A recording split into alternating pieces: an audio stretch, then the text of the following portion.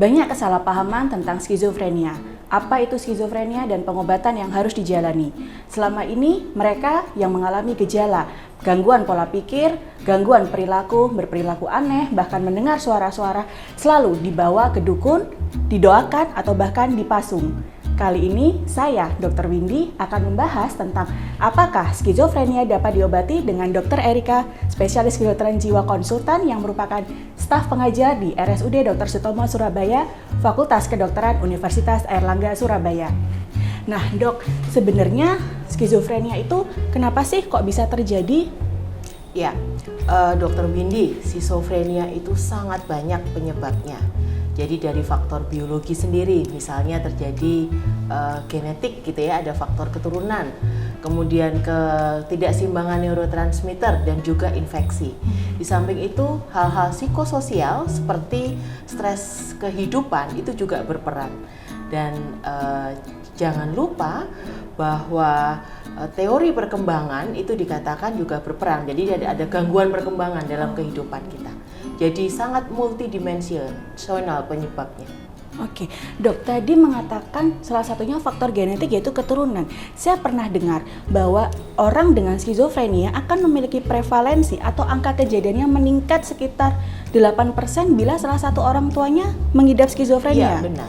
Oke, dan juga dengan anak kembar gitu ya dok ya? Betul, itu sudah dibuktikan dengan banyak penelitian serta meta-analisis yang terjadi, yang sudah dilakukan oleh para ahli di dunia ini. Oke, lalu dengan faktor biologi, neurotransmitter itu gimana ya dok ya? Jadi adanya stresor kehidupan diterima oleh otak kita dan menyebabkan gangguan dalam ketidakseimbangan neurotransmitter kita. Ada satu neurotransmitter seperti dopamin yang lebih dominan dibanding yang lain. Hal itulah yang akan mencetuskan gejala timbulnya skizofrenia seperti yang dikatakan tadi, halusinasi, waham, gangguan proses berpikir, kemauan dan lain-lain. Baik dok, kalau misalnya tidak ada keturunan ya dok, tidak ada faktor genetik gitu, tapi ada stres psikososial, ada stresor, kita kan sering ya dok dikit-dikit, aduh pusing, aduh stres banyak kerjaan gitu, bisa dok menimbulkan skizofrenia di kemudian hari? Tergantung perawatan yang dilakukan ya. Jadi tidak semua stresor itu pasti menyebabkan skizofrenia, terlalu dini kita simpulkan. Jadi masih banyak faktor lain yang kita harus pertimbangkan untuk menjadikan seseorang itu dapat mengidap suatu kondisi skizofrenia. Baik, berarti memang penyebab dari skizofrenia ini beragam ya dok ya, dari keturunan atau genetik, faktor biologis seperti neurotransmitter dopamin, terus stres psikososial, begitu ya dok ya. Betul. Pola asuh termasuk ya dok ya? Ya, dikatakan berperan. Oke, baik. Nah, kita sudah tahu tentang apa penyebab dari skizofrenia. Sekarang bagaimana cara mengatasi skizofrenia itu sendiri dok? Ya, karena penyebabnya multidimensional, maka penata laksanaannya pun harus secara holistik. Yang pertama, kita harus seimbangkan neurotransmitter yang tidak seimbang dengan penggunaan obat antipsikotik. Dan saat ini di dunia, obat antipsikotik sangat banyak dan bisa menjadi pilihan bagi dokter untuk melakukan terapi pada skizofrenia. Yang kedua, jangan lupa terapi non-obat. Terapi non-obat itu kita bisa gunakan banyak multimodal dengan tujuan utama adalah kemampuan fungsionalnya dan resosialisasi, sehingga setelah kondisi akutnya terlalui, seorang dengan yang menderita skizofrenia itu dapat melaksanakan kehidupannya kembali, dapat bekerja kembali, dapat bersekolah dan bersosialisasi kembali. Di samping itu, multimodal non-obat lain yang juga kita saat ini berkembang dan kita harus bisa perhitungkan seperti penggunaan ECT, electroconvulsive therapy atau transmahnial stimulation atau TMS.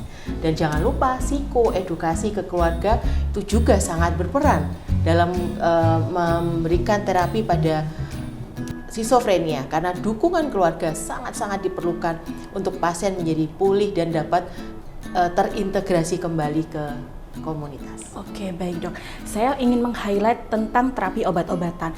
Banyak sekali ya dok pasien yang datang ke kita atau bahkan keluarganya yang mengatakan nanti saya ketergantungan dok, nanti ginjal saya rusak dan lain sebagainya gitu dok.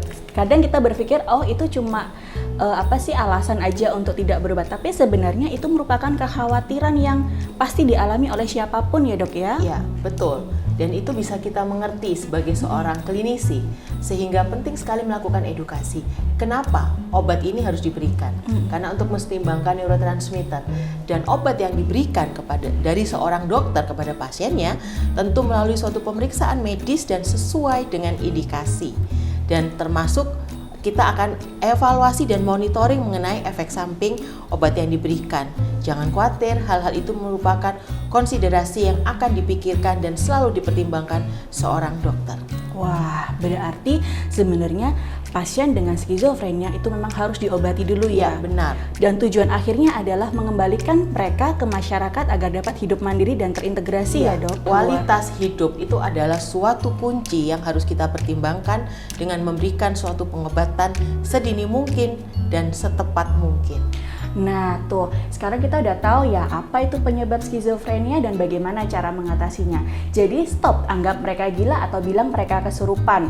Nah kenapa begitu? Karena mereka, individu dengan skizofrenia mempunyai hak yang sama ya dok ya, dengan kita semua. Betul. Untuk mendapatkan pelayanan kesehatan yang paripurna dan terintegrasi. Jangan biarkan mitos dan stigma mengenai skizofrenia menghilangi hak penderita untuk diobati. Kami dari Departemen Ilmu Kedokteran Jiwa RSUD Dr. Sutomo, Fakultas Kedokteran Universitas Erlangga siap melayani Anda dengan sepenuh hati.